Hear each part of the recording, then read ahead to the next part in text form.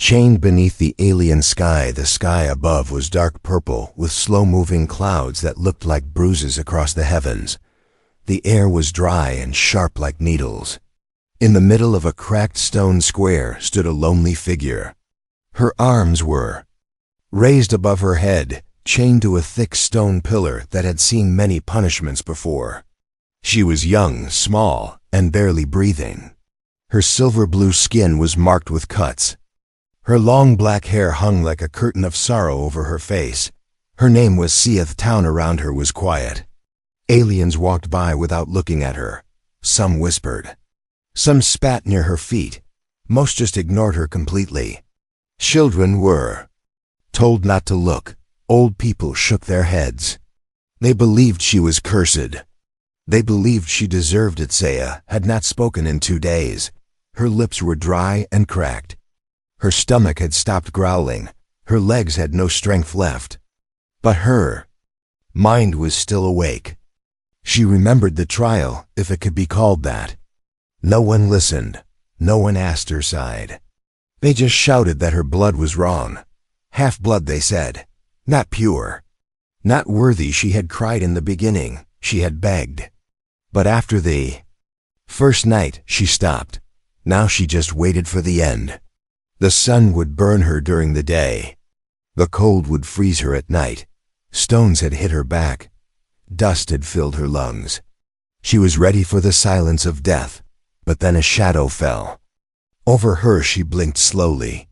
It wasn't time for the sun to move. Someone was standing close. She forced her head to lift. What she saw made no sense. It was not one of her people. It was not a soldier. It was something strange, a human. He had brown skin, dark hair, and strange clothes. A bag was slung over his shoulder. He looked like a traveler or maybe a traitor. But his eyes were filled with something she had not seen in a long time. Pity. He stepped closer. The villagers nearby muttered. Some shouted warnings. One old man hissed, "Don't touch her. She's cursed." But the human didn't listen. He knelt in front of her. Gently he reached into his bag and pulled out a small bottle. Water, fresh water.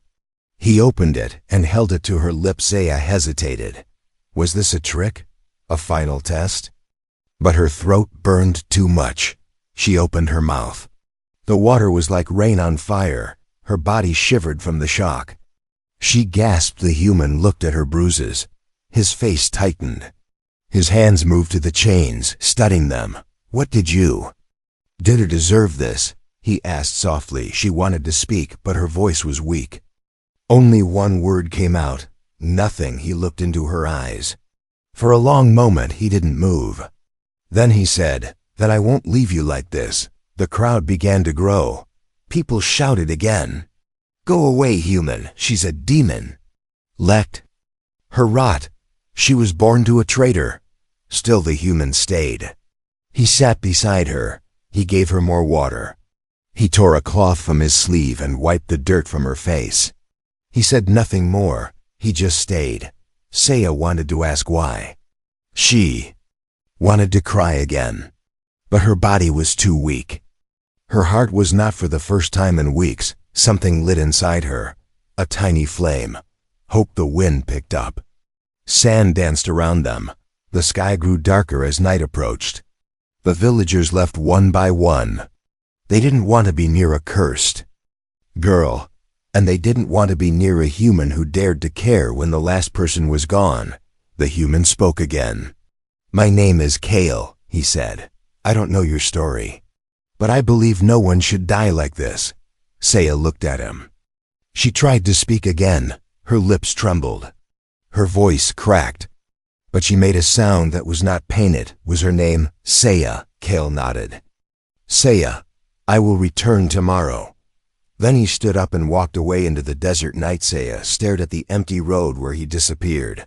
Her arms still hurt. Her body was still weak, but something had changed. She was not alone anymore. Under the alien sky, Sia closed her eyes, and for the first time in days, she did not dream of death. She dreamed of escape. The human who wouldn't walk A way morning light poured down like fire as the twin suns of the desert world rose again. The sand was quiet, the wind soft, but inside Saya's bones, there was still the ache of cold from the long night.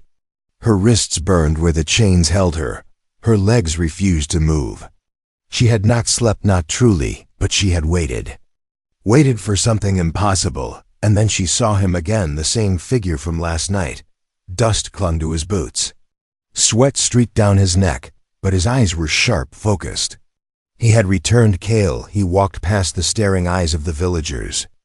No hesitation in his steps. Some people whispered. Some laughed. The human thinks he can save her, they sneered. One old alien spat at his feet. A soldier watched with a lazy smirk, hand near his weapon, daring the human to try something foolish, but Kale didn't stop. He knelt beside her again. This time, he brought a cloth dipped in clean water. He cleaned the crusted blood from her mouth. He offered her soft fruit wrapped in a thin leaf. She couldn't believe it. Her hands were chained, but he fed her piece by piece, slowly, carefully. She chewed like a starving animal. No one had ever treated her like this, not since her mother. Dyed Kale looked up at the sky, then at the guards. "You're really going to leave her like this?" he asked loudly. The soldier grunted. "She's marked. She's filth.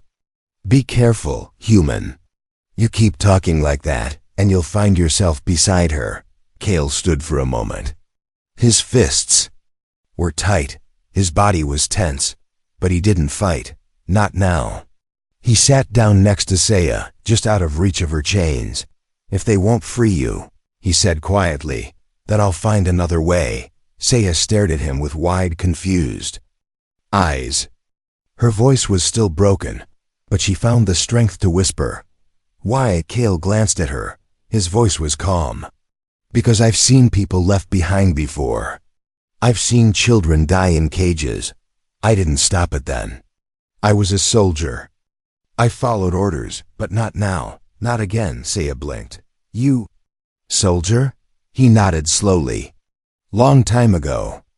I came here for peace, trade, quiet. I wasn't looking for this." She swallowed hard. The words stung her throat, but they came anyway. You should leave. They will kill you." Kale smiled, but it wasn't a happy smile. "Let them try." That afternoon, Kale sat with her for hours. The sun beat down, but he stayed. He shaded her with his coat. He poured water into a cracked bowl and laid it beneath her lips. Some villagers gathered again. One threw a small stone at Kale's back. He didn't move. "Why do you waste your time?" A woman called out. "She's nothing. She's more than any of you," Kale replied without even turning his head. That made them angry. But no one stepped forward. Not yet. As night came, Kale whispered, "I'll return after dark, when they sleep. I'll bring tools." Saya's heart jumped. They will see. I'll be careful. Trust me." For a moment, neither spoke. The silence between them was strange, not empty, not cold. It was like the space between two flames, slowly warming each other. Kale stood, dusted off his knees, and gave her one last look. "Hold on, Saya. Just one more night." Then he walked off again, not fast, not scared. He walked like a man with purpose. Zia leaned back against the pillar. Her arms still hurt. Her body still ached. But something new had grown inside her. The pain wasn't everything now. Now there was something else. Someone had seen her. Someone cared. She wasn't invisible anymore. As the night rolled in and the stars above blinked like frozen fireflies, Saya stayed. Awake, not from fear, but from hope. For the first time in her life, someone had looked at her chains and refused to walk away. Her crime was being born. The morning wind was rougher than usual. It carried whispers, anger, and dust. Kale stood at the edge of the market, watching the townspeople move like shadows. No one greeted him. No one smiled. The moment he stepped toward the center square, the crowd began to thin. Not because of who he was, but because of who he stood, Bezadisaish was still there, chained to the stone pillar like a forgotten statue. Her skin was dry, cracked in places, her fingers barely moving. But her eyes, they opened when they saw him, and they didn't blink. Kale knelt beside her again, brushing away the dust that had settled on her face overnight. She didn't speak, but she didn't have to. He had returned. That was enough. A heavy voice echoed behind him. You again, human? Kale turned slowly. A tall alien in dark robes stood with arms crossed. An elder, the way others stepped back. Proved it. Kale stood. Why is she still here? She hasn't been fed. She hasn't seen a healer. She hasn't even had a real trial, the elder chuckled coldly. There was no need for a trial. She was born guilty. Kale's jaw tensed. Explain that. The elder walked closer, eyes sharp. Her father was a traitor to our kind. He gave secrets to your people during the border war. And her mother? A low-born outcast who never should have touched a blade, let alone a man. When the war ended, her bloodline was declared impure.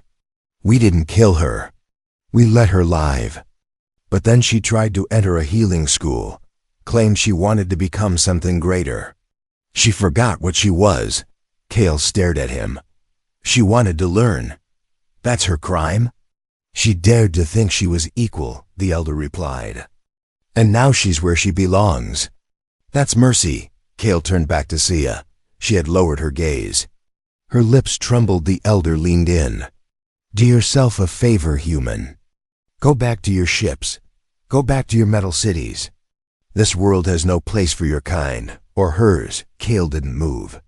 He waited until the elder walked away, robes flapping like wings. Then he crouched beside Saya again. I'm sorry, Saya whispered. It's true. My father. They say he gave maps to humans. I never met him. My mother said he disappeared before I was born, but they hate me for his face. Kale looked at her closely. You're not him. You're not what they say. I tried, she said weakly. I studied every night. I passed their tests. I wanted to be a healer. I thought if I helped others, maybe they'd forget. He shook his head. You don't owe them anything. They failed you. Not the other way around. For a moment, her eyes watered. But she blinked fast and held it back. Kale checked the chains. Again, rusted, thick, locked with alien tech. Not something he could break with a rock. He would need tools, real ones. And a distraction. I'll get you out, he whispered. Even if I have to carry you through fire. Saya almost smiled. Suddenly, a guard shouted, Step away, human. Kale turned. The same soldier from the other day stood nearby, hand on his shock spear. You've been warned. Kale didn't back down. You can threaten me all you want. But you're not stopping me from giving her water, the guard growled. Next time we take you too. Kale slowly stood, never turning his back on them. He reached into his bag and left a soft cloth, soaked in water beside Saya's chained hands. Then he walked away, straight-backed and calm. That evening, Kale sat by a fire outside the town limits. He pulled out a holomap and scanned it. Local power grid lines, patrol patterns, guard rotations. He had picked them up during his first week here. He never thought he'd use them. Now he studied every path that led to the center square. He wasn't just planning a rescue, he was preparing for war. Back at the pillar, Saya stared at the stars. Her eyes no longer searched for mercy from her own people. That hope had died long ago. But now a new light had risen. A stubborn, reckless human who didn't know when to quit, and for the first time, Saya began to believe that maybe, just maybe, her life wasn't over. It was just beginning. The night of fire and chains. Nightfall came fast. The wind howled louder than before. It pushed sand through the narrow stone streets like a whisper of something coming. The town was asleep, but not quiet. The walls still hummed with tension, like they could feel what was about to happen. Saya lay slumped against the pillar, body weak, but her eyes open. She had not slept. Not after what Cale promised. He said he would come back tonight. He had meant it. She heard the softest sound footsteps, careful and light. Then a flicker of movement in the shadows. She didn't turn her head, but her heart raced. Cale emerged like a ghost from the dark, his figure wrapped in loose cloth to blend with the night. He knelt beside her, pulled a cloth from his pouch, and covered her arms gently. "I told you I'd come," he whispered in his hand. He held a small tool, alien tech, stolen or bought. He pressed it to the chains. A blue light flickered.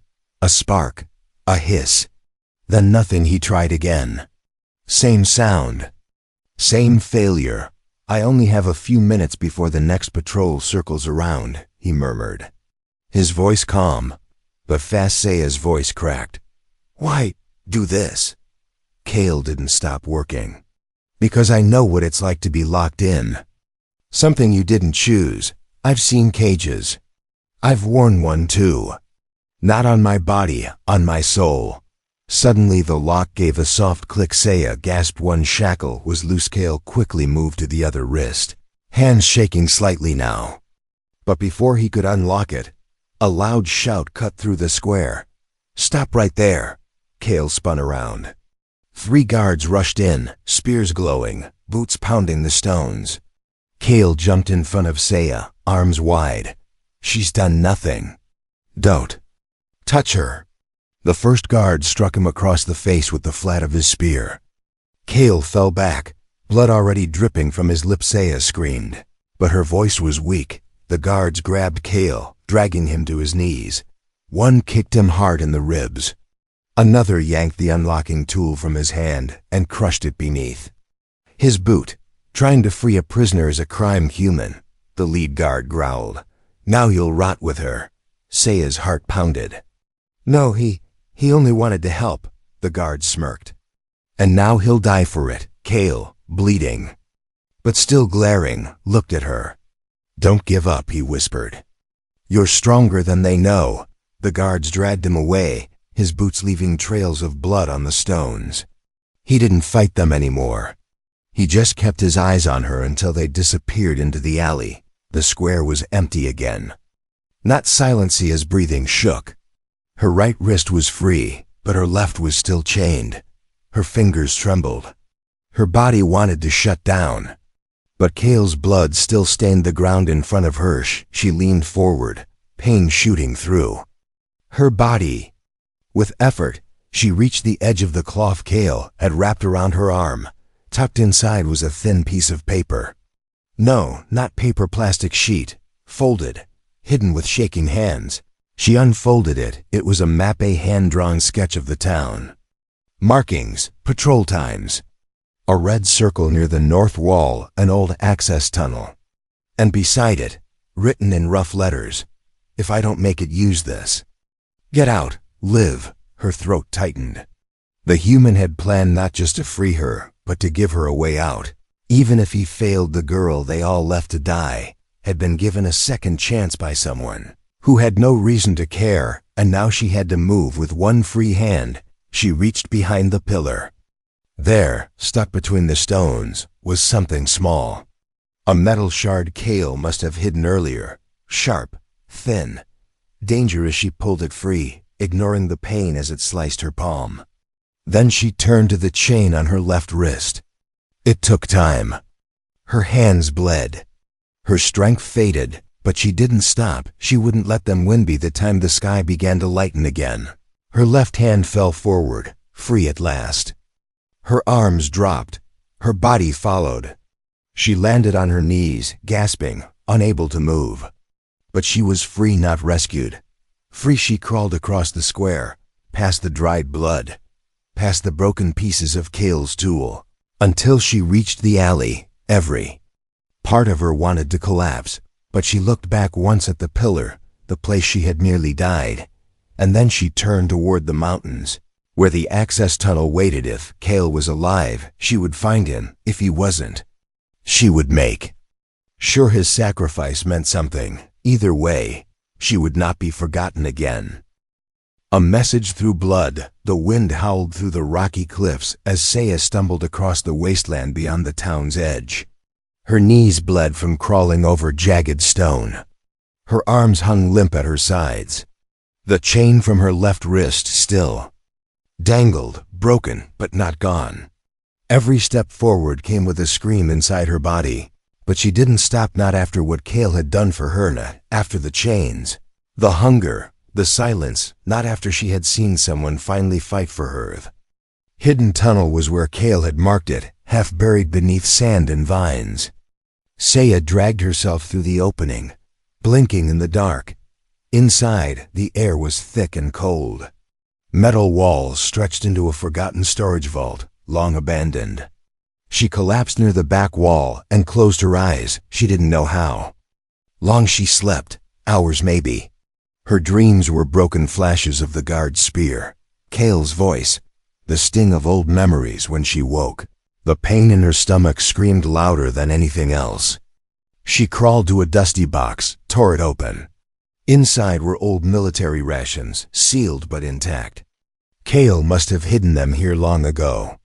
She chewed one slowly, crying as her body remembered what food felt like, and then she found it, his message's small datapad inside a metal case, locked by voice. She tried his name. Nothing. She tried hers. Still nothing. Then she whispered the words he had said to her that night. "You're stronger than they know." The lock clicked, the screen lit up. Cale's voice filled the space. "If you're seeing this, then I failed. Maybe I'm gone, or maybe you had to run. Either way, I left this for you. Saya, because you deserve to live." Her hands trembled. "I wasn't always someone worth following. I've made mistakes. People I didn't save. Orders I followed because I was afraid to break them. But this time, I broke them for you. I saw what they were doing to you, and I couldn't be that silent man again. You reminded me of someone I lost. Someone who also believed in healing others even when the world broke her. You have that same fire." Saya touched the screen. Her tears fell onto the metal. "There are weapons in the crate behind this pad. There's also armor, a small medkit, and training modules. I don't know what you'll do next. Maybe you'll run. Maybe you'll fight. Whatever you choose. Don't let them erase you. Your blood doesn't make you weak. It makes you different. And different is beautiful." The message ended. Saya didn't speak for a long time. She opened the crate. Inside was light armor, small enough to fit her if she adjusted the straps. She pulled it over her bruises, every piece fitting like a second skin. There was a short blade, dull but strong, and a wrist module that could be used for scanning, tracking, or recording. There were also old training chips. She slotted one into the wall unit. A hologram lit up showing hand-to-hand combat stances, basic blaster defense, first aid. Cale had given her the tools to survive, to learn, to fight if she needed to, and Saya was ready to learn everything. Each day, she trained, alone in the shadows of the mountain. Her cuts slowly healed. Her skin grew firm again. Her hands, once delicate, became quick. She practiced until her arms trembled, until her voice grew louder, until the nightmares faded. One night, while staring at the stars above the cave mouth, she heard a broadcast from a stolen radio in the storage unit. "Human prisoner transferred to slave mines near the Black Edge crater. Resistance minimal." He remained silent. Her heart dropped. Cale was alive, but barely, and if no one acted soon, he wouldn't be. She stood silently, fists clenched, teeth pressed together. She looked down at her armor, then at the mark on her wrist where the chain had once been. She would not run, not anymore. The world had broken her once, but Cale had picked up the pieces. Now it was her turn to do the same tomorrow. She would head to Black Edge crater tomorrow. The girl they left in chains would return, not as a victim, but as a warning asterisk. The fire within her, the desert stretched like a sea of silent bones as Saya moved through the shifting dunes. Her feet pressed into ancient trails, her body wrapped in the armor Cale had left her. The rising suns painted her path in gold and red, but her eyes stayed locked on the distant Black Ridge. That was where they had taken him, Black Edge Crater, a mining pit, so deep that even sound didn't return. A place where prisoners worked until they collapsed, where voices faded, where hope was buried. But Saya wasn't just walking to save Kale, she was walking to become something more than they ever allowed her to before. Days she moved only at night. She studied patrols with her scanner, stayed low, drank water from hidden springs Kale had marked on the datapad. She watched people from cliffs and learned how they talked, how they moved, how they guarded the gates to the mines. By the fifth night, she reached the ridge overlooking the crater. It was worse than she imagined. The ground below was carved like a wound in the planet's skin. Fires glowed in the dark, and machines roared endlessly. Prisoners in chains worked with bent backs, digging ore with shaking hands. Guards laughed, barked orders, and struck anyone who slowed down. Zaya's eyes searched the crowd. Then she saw him, Kale. He was thinner now, his face bruised, his hands torn open. But he still walked straight, still carried rocks in his arms like they weighed nothing, still had that same look, the one that told the world he hadn't given up. Saya's breath caught in her throat. She had no army, no weapons of war, just a blade, a scanner, and a heart that refused to break again. She waited until moonrise. Then she slipped into the crater from the southern edge, sneaking between storage containers and shadows. She moved like smoke, silent, quick, unseen. The map on her wrist lit up each time a guard passed close. She paused, waited, moved again. Near the edge of the pit, she found a weapons crate, unlocked, carelessly left by a lazy guard. Inside was a stun baton. She gripped it tight. The moment came when two guards stepped away to laugh at a prisoner's fall. Saya struck from behind, fast and brutal. The baton hissed as it lit up. One fell without a sound. The other turned, but her blade was already moving. He dropped before he could scream. She dragged both bodies into the shadows, took one uniform, pulled the helmet over her face, and walked into the heart of the mine like she belonged. No one looked twice. The closer she got to Kale, the louder, the louder the blood in her ears became. He was near the central shaft, lifting crates onto a cart. One guard watched him closely. Saya approached, pretending to check a console. The guard didn't even glance at her.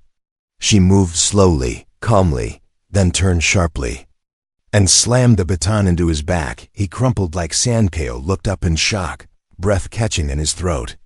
"What?" She pulled off the helmet. His eyes widened. "Saya," he whispered. She nodded quickly. "Can you walk?" He looked down at his legs. "I don't know. We'll try anyway," she said. She threw his arm over her shoulder and helped him up. Together, they moved toward the access ramp. Alarms hadn't started yet, but someone would notice soon. Halfway up, a shout echoed behind them. Then the alarm blared. Red lights flashed. "They know," Kale said through clenched teeth. "Let them come," she growled. Guards appeared at the top of the ramp. She pulled her blade. "Keep walking. I'll stop them." Kale didn't argue. He stumbled forward as she turned to face the first soldier. The man lunged, but Saya ducked and slammed her blade across his leg. Another swung a baton. She blocked it with her arm, pain shooting through her, but she kicked him hard and sent him flying into the dirt. They were stronger, but she was faster and angrier. Another guard grabbed her from behind. She twisted, slammed her elbow into his jaw, and dropped him. Then she grabbed Kale's hand. They ran up the final slope, through a fence, and into the rocks beyond. Shouts chased them. Blaster fire lit the night sky, but they didn't stop. Not until the mines were far behind, not until the stars above them were still again. Kale collapsed beside a boulder, gasping. You came for me." Saya sat beside him, chest heaving. "You came for me first." He smiled through bloodied lips. "You're not the girl I found in chains anymore." Saya looked at her hands. "No," she said. "I'm not."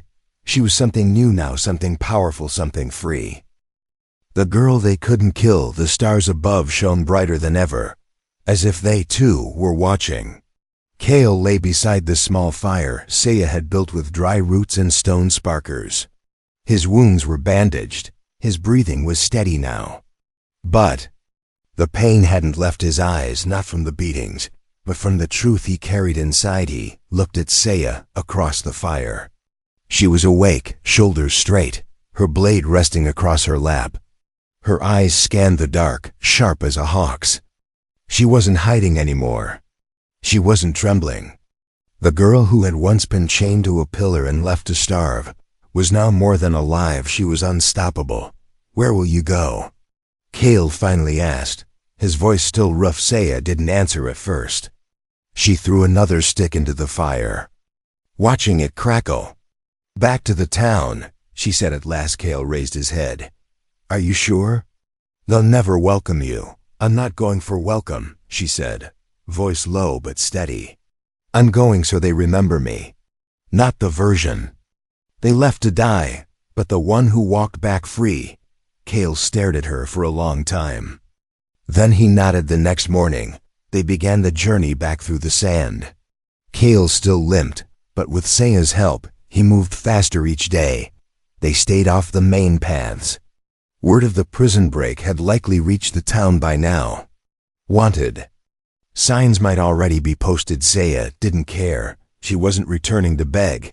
She was returning to speak. By the fifth night, the towers of the town appeared once more on the horizon. Lights blinked from rooftops. The desert wind carried the familiar sound of market chatter and footsteps on stone. Saya stood at the edge of a dune, looking down on the place that had once buried her. "Stay here," she told Kale. "They still want you dead." "If they see us both, I'll wait in the canyon," he said, trusting her completely. As the twin suns began to rise, Saya stepped into the town alone. No hood, no helmet, no fear. The guards saw her first, their mouths opened, but no words came. The girl they had left in chains, starved, punished, and forgotten, was walking freely into the center square. Some people backed away. Others stared in shock. Whispers grew louder. "That's her. Is it a ghost? She should be dead." She walked to the same stone pillar, the one she had once been bound to. One stained with dried blood. Hirsch stopped in front of it, turned around, and spoke. "I was chained here." Her voice rang through the square, strong, clear. "I was left to die because of my blood, because of who my parents were. No trial, no chance. Just silence. You all passed by me. You all threw stones. You all turned your faces away. No one spoke. Even the guards stood still. But I didn't die," she said. "I broke the chains you gave me. I survived the pit you buried me in. I walked across the desert with nothing but pain in my bones and fire in my heart. And I came back, not to ask for your forgiveness, but to show you that you failed." A child near the edge of the crowd whispered, "She's not cursed." An old woman stepped forward. "Who helped you?" Saya looked past them, toward the canyon in the distance. "A human, the only one who stopped.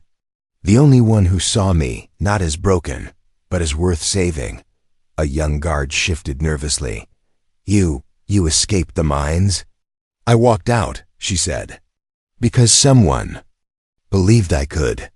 Silence again. Then from the back of the crowd, the town elder emerged. The same one who had once told Kale she was born guilty. His face was pale. "You should have died out there." Saya walked up to him slowly. She didn't raise a weapon. She didn't yell. She only looked him in the eyes and said, "But I didn't." She turned, walking past the silent crowd. No one stopped her. No one dared. Kale was waiting at the edge of the canyon when she returned. "Well?" he asked, rising to his feet. "They listened," she said. "They didn't change. But they heard me. That's more than most ever get." She nodded. "It's enough for now." They looked out at the desert together, wind brushing their faces. Kale smiled. "Where to next?" Saya looked toward the stars. "Somewhere new," she said. "Where no one knows my chains. Where I choose who I become." Kale stepped beside her. "Then let's go." They walked into the morning light too. Souls scarred but unbroken. not victims. Not prisoners, survivors, and legends in the making.